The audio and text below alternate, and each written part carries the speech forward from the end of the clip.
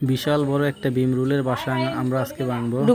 তো আমরা আগুন ধরাইতেছি, আগুন ধরিয়ে তারপর হচ্ছে একবারে ভীমরুলের বাসাটা জ্বালিয়ে দিব। বাসাটা হচ্ছে তাল গাছের উপরে। আগুন ধরাইতেছে, আগুন ধরানোর চেষ্টা করতেছে।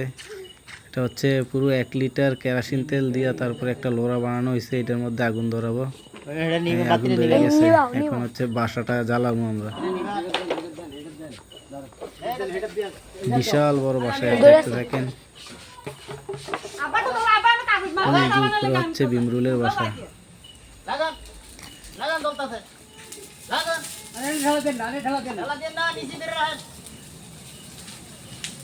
আগুনের ফুলকিটা কিন্তু বিশাল, দেখতে পাইতেছেন।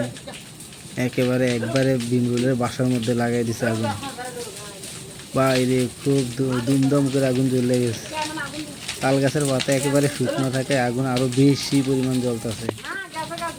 বিশাল বড় একটা ভীমরুলের বাসা আছিল এখানে। অনেক লোকজন এসে এই বাসা ভাঙার জন্য।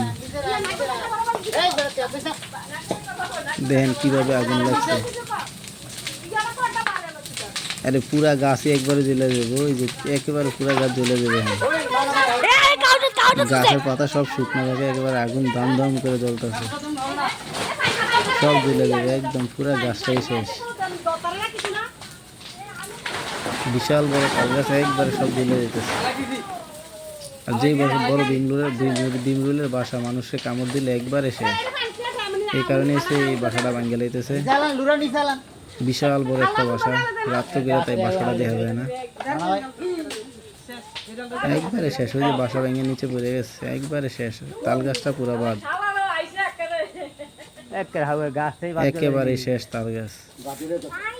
তাল গাছের পাতা শুদ্ধ সব জ্বলে গেছে, বাসা নিচে পড়ে একবারে ধুমধাম করে জ্বলতেছে।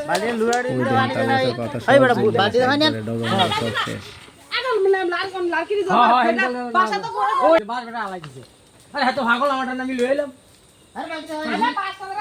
নিচে আগুন দাম করে জ্বলতেছে।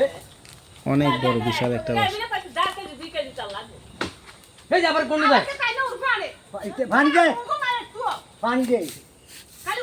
ওই আকাশটা জ্বালা রেখেছি।